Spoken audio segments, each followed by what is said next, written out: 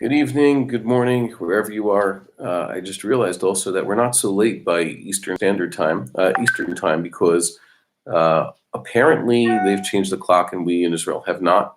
So, yeah, I guess we're almost on time. As with anybody else who's doing anything in the last few days, I'm doing this at home, not because I can't be in the Beit Midrash. Ironically, uh, the last few weeks, the Beit Midrash is actually kind of empty at around 8 p.m. Our time. It's been like that for a long time. The crowds usually start to come in towards 9. So I wouldn't. It's not because I'm trying to stay quarantined. Although it's also interesting that for us introverts, uh, these types of things don't really hurt us so much. If we go to synagogue, it's usually to a small minyan, and if we have parabia, it's usually with not even a lot of friends. So yeah, it hasn't been that much of a problem. However, I would like to see the bright side of this coronavirus scare is that here in Israel, I believe at last count earlier today, there were about 100 people who are infected. Fatalities are low. In the olden days, when plagues hit, it meant that people were dying. Thank God we have not entered a stage like that. I hope it will never come to that. We continue praying that won't. But we are feeling the effects because we have taken upon ourselves extreme measures. I was just seeing the news recently. It says that perhaps we're going to be canceling school for the year. Mass gatherings have already been disallowed. I am missing a wedding currently. They had announced last night that gatherings of over 100 people would not be allowed. I do not know how the government is meant to enforce that, but I do know that couldn't even get a way to get to the wedding now because so few people are going to go. That's sort of a disappointment, but it's what we have to do in order to keep ourselves safe, and that is the highest priority. I also think that we should thank God for our knowledge that He has given us, our ability to fight these horrible things. In the olden days, people did not know how to fight them or how to prevent these things once they had gotten started. If you could look at the history books, this used to be much, much worse. And also, we have the idea of inoculation and the development of vaccines. Uh, we have the ability to survive and make life better for everybody. And that is something which we cannot take for granted. That's something which we have to thank God all the time for, that we live in a day and age where we have the ability to fight. It's similar to being a Jew in the modern era. We have to thank God every day that even though the state of Israel has its problems, uh, and we're not going to go into those, but we should still thank God that at least it exists and things are much better than they were for, let's say, the last few millennia of Jewish history. I'm going to talk about Parashath Shkalim, because we neglected to do it when it rolled around. I was away for quite a while. It's interesting that this week we reread Parashath Shkalim so far twice. We're going to do it again a third time on the Sabbath morning. Why? Because Parashath Shkalim is the first paragraph of Parashath Ki Thissa, which we read last week at Mincha.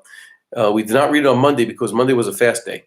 If we had followed, let's say, the sages' ancient practice and not fasted on the day before Purim, we would have also read it on Monday. We read it today, and we're going to read it again this coming Sabbath to remind people they have to give their shkalim. And I'd like to bring to the viewers' attention the article that I just put out today, wherein I point out that it seems that the readings of all these parashiyot is actually something that is quite ancient. Why do I mention this? Because there's two things that you find when you discuss Parashath Shkalim. Parashath Shkalim is the reading, basically, which we talk about the collection of half shekels from every Jewish male. The sages say that when it refers to atoning for the people's souls, it means that the money, these half shekels, went to the public sacrifices, and that's the way the halacha was kept during temple times. Every Jewish male has to give half a shekel toward the temple, even those in the diaspora.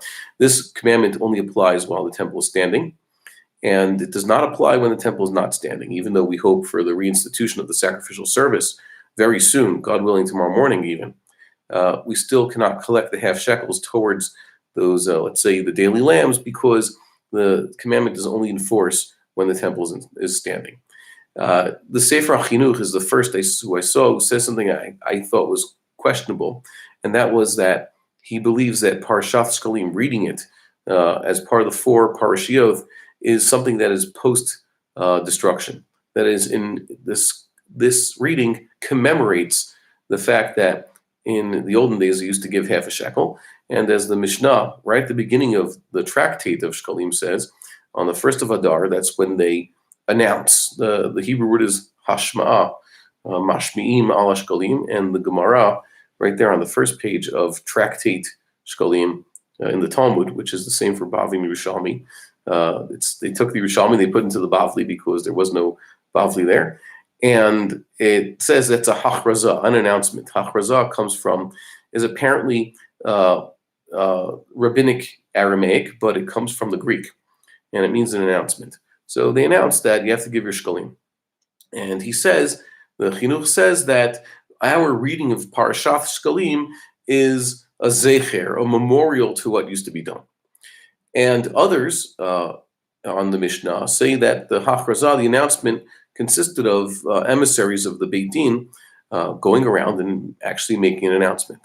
The issue I have is that it seems from the whole half a chapter of Mishnayot that we have there at the end of Megillah, tractate Megillah, which, by the way, it depends on where you're looking. Is it the 3rd chapter or the 4th chapter? Like a number of tractates, the numbering of the chapters switches between the way we have it in just the Mishnah and how we have it with the Talmud. The Talmud shuffles the chapters. In this case, it seems that all these special readings are already something that was done way back when. And it's basically temple times.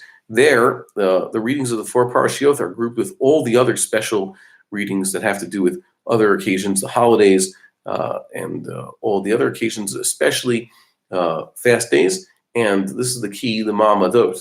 The Ma'amadot were the special readings undertaken by those Israelite representatives in the temple. The temple was attended by priests, of course, and Levites. They had actual work to do. And the sages in the Talmud said that it cannot be that someone would always be absent from the performance of the korban on his behalf. The korbanot, the daily korbanot, the public korbanot, are on behalf of the entire Klal Yisrael, the people, the Jewish people. So there must be representation there. And therefore they had Israelites, specially chosen Israelites known for their piety and their ability to fast. And they stayed in the temple or at their select synagogues, and they would pray and read the Torah and fast the days that they were on duty. Except they wouldn't fast, for example, on holidays and Rosh Chodesh, but most of the time they were praying and fasting, and they read the Torah. And they did not read the Torah according to the cycle that we read. They had a different cycle. And this is a reading that, of course, was only done in temple times. And here you see that the readings of the 4 Parashiot are grouped with the Ma'amadot, which is only a temple time thing. So we see that these 4 Parashiot are temple times. More than that, the Gemara then has a discussion there between Rav and Shmuel, where they're wondering, we read Parashath Shkalim either on the Sabbath that is Rosh Chodesh Adar, or the Sabbath that precedes it. But that's actually subject to an argument. That's Rav's opinion. Shmuel says that no, there's sometimes when you can read it right afterwards. When, let's say Rosh Chodesh Adar were to be Friday, which occurs every now and then, by the way. The first day of Adar is a Friday. The second day of Adar would be Shabbos. So Shmuel says it's okay to read Parashath Shkalim on the second day of Adar also, and Rav says no, Shkalim, you have to read Shkalim 6 days before that, as Shavat is ending, the last Shabbos in Shavat, which would come out to, if the first of Adar is a Friday, so that would be the 31st, basically, of Shavat. So it would be like the 25th of Shavat. On the 25th of Shavat, you would read Parashath Shkalim. And why would you have to do this? Because you need to give the people enough time, at least 2 weeks, in order to prepare for the day when the money changers are going to sit around and be able to give people half shekel so that everybody can donate exactly half a shekel. You need 2 weeks' time. So Shmuel says that really, if Rosh Chodesh is Friday, then the money changer is only going to set up shop anyways on the next Sunday after the 2 Sundays from that. Now, the first Friday, they have a chance on the 15th of Adar, which also happens to be Shushan Purim. They're not going to do that because Shabbos is already coming in. They're going to wait till the 17th. That's really practical. And by the way, pointed out, that's reflective of what would eventually be Israeli culture, where anything that falls out on Friday is just pushed off to Sunday. Things don't start on Fridays here anymore. And they're assuming that people need to hear shkalim. That is basically the announcement that people know to give their shkalim. And they're not making a distinction. That is, they assume that there has to be a Torah reading of shkalim. If there was such an announcement by the court that, yeah, give your shkalim, it's the first of Adar, then, and that was independent of the public Torah reading of Parashath Shkalim, what are Rav and Shmuel so worried about? They could just, there could be an announcement, and then you read Parashath Shkalim, which is not the announcement. Rather, it seems pretty clear that reading Parashath Shkalim is the announcement mentioned in the beginning of Tractate Shkalim. More than that, Rav and Shmuel are arguing about something that was done in temple times. They're talking about how reading Parashat Shkalim reminded people to give their Shkalim, which is specifically against the Sefer HaChinuch. And by the way, it's also against a prayer I found in some of these Sephardi prayer books. I was not in, where was I when they read Shkalim? I think I attended that morning. I was in a Nusach Sfard, which is basically Ashkenazic. It means they say Yatzmach Purkane. I was in Brooklyn at the time. So I was not with the Sephardim, and they did not say the special prayer. But the Sephardim do have it in their Sidurim about how also they mentioned that the reading of Parashat Shkalim is a zecher, a memorial to what used to be done. So in this case, I would dispute that. I think the Talmud is pretty clear in this regard. I've also found that the Mishnah Eliyahu seems to say this also. He's one of the commentaries, like a Tosfos-like commentary on Shkalim. There's some new printings. You can go find it. It's right there at the beginning of Shkalim, where he seems to equate the announcement that the Mishnah is talking about with the reading of Parashat Shkalim. And this explains the difficult language of both Mishnayot. The first Mishnah in Shkalim says that they announce the Shkalim to give Shkalim on the 1st of Adar, and they read the Megillah on the 15th. You look at it, I know they don't read the Megillah on the 15th of Adar only. You actually read on the 11th, 12th, 13th, 14th, and 15th. Most of the people even read the Megillah on the 14th. So when it says the 15th, it means the last day you read the Megillah. So too, when it says you announce the Shkalim on the 1st of Adar, that is the last day. But really, because now we see that announcing the Shkalim is the reading of Parashath Shkalim, it actually is any time between the 25th of Shvat until the 1st of Adar. One of those days, the day that coincides with Shabbos. And we can also understand why it is that the Mishnah says, when Rosh Chodesh Adar is on Shabbos, you read Parashath Shkalim. And instead of saying when Shabbos is Rosh Chodesh Adar, because it's saying Rosh Chodesh Adar, now you have to do the announcing of Shkalim, so read it in the Torah reading. And if it's not like that, so you read it previously. The fact that the awkward language of the Mishnah is understood in this light, that it's trying to say that the main point is that we announce the Shkalim through the Torah reading. And this also brings us now to, so what do we learn about this?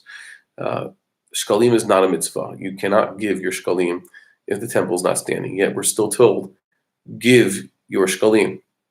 And that is a rabbinic enactment. The fact that you have to tell people to donate toward the temple is something that is eternal, even when they cannot. And like the other 4 parashiyot, we're supposed to be preparing. These are supposed to actually get us to do something that's practical. And Shkalim is still practical. We need to get together. I've been calling for this a few years now.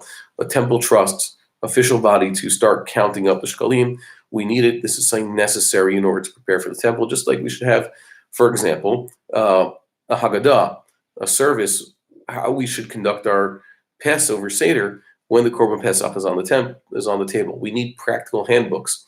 Rabbi Michael recommended I work on this next, a practical handbook for keeping ritual purity, because these commandments are going to be coming back, and we have to be ready to perform them. But I saw something else that is actually kind of interesting, an allusion to our current situation. In the very beginning of this week's Parashah, which is Parashath Shkalim, and it happens to be Ki Thissa this week, it says, when you count the heads of Bnei Yisrael, Ki Thissa literally means when you raise up the heads, which is an expression meaning when you count who? Bnei Yisrael, the children of Israel, and each one shall give the ransom of his life's ransom. And we're going to read that life's ransom is going to be half a shekel. It says when you count them, and it also says by their numbers, and it says, and there shouldn't be a plague among them when you count them. So it's a little bit redundant. The exact wording here, as I have it in this translation, which is based on JPS, is when you take the sum means count them, of the children of Israel according to their number. Okay? And then it says, or it should be numbers. I'll correct that. It should be numbers. Okay? And everybody gives their ransom when you number them, and there shall be no plague among when you number them. And there's a little bit of redundancy here.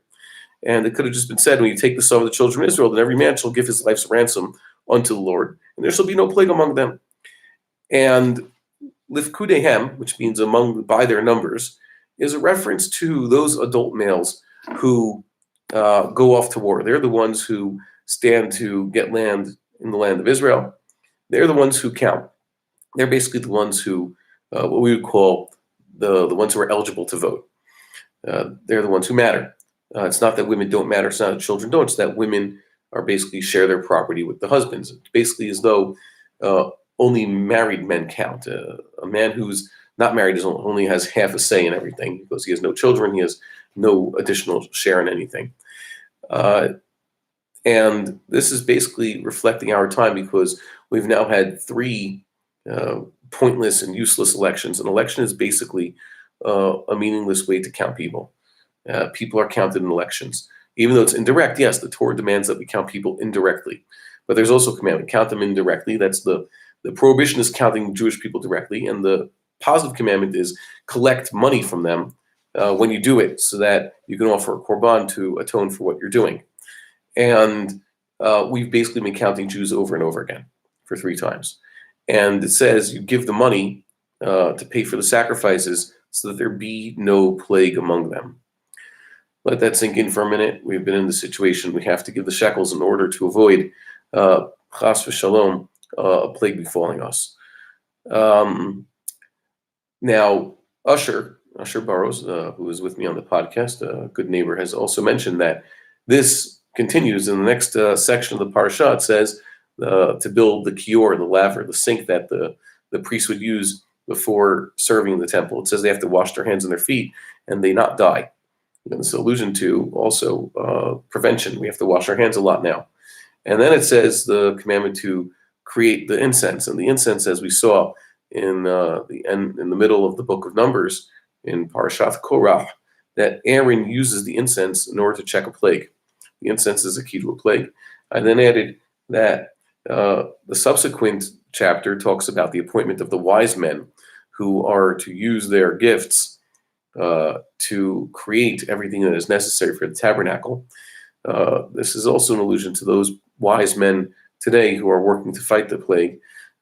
Plagues in the modern era have been checked by medical technology and vaccination, other such miracles of the modern age, and God willing, that will happen soon. Just a shout out to explain something, I'm going to write this down to one of our viewers, asked a question online. Why is it that we read Zachor when we do? I'd like to suggest that really they used to read Zachor whatever they did, they fulfilled the commandment. And when Purim time rolled around, they decided to make a kill 2 birds with 1 stone type of deal. They said, being that there is an enactment, Moshe Rabbeinu already had this enactment that you're supposed to read a relevant section of the Torah at a certain time of the year when you're up to that, whatever holiday it has to involve. So too, and as part of this, they decided from now on we're going to read Zachor at this time of year before Purim. Before there was Purim, they would read Zachor, whatever, as part of the cycle, and that's just how they fulfill the commandment. Now they said, now fulfill the commandment, if there is such a commandment, necessarily it doesn't seem so clear from the Rambam what exactly reading Zachor accomplishes, aside from the regular commandment to remember Amalek. But now's the time to do it. That's what they decide now, because it's in Yana Dioma. Okay, that's all for this week. I'd like to wish everybody Shabbat Shalom. Don't forget to like, share, and subscribe. Get your copy of Haggadah Pesach. They'll be in stores, God willing, very soon. And I hope that next week we'll be back in the Beit Midrash, and all of this Gamzeh Ya'avor.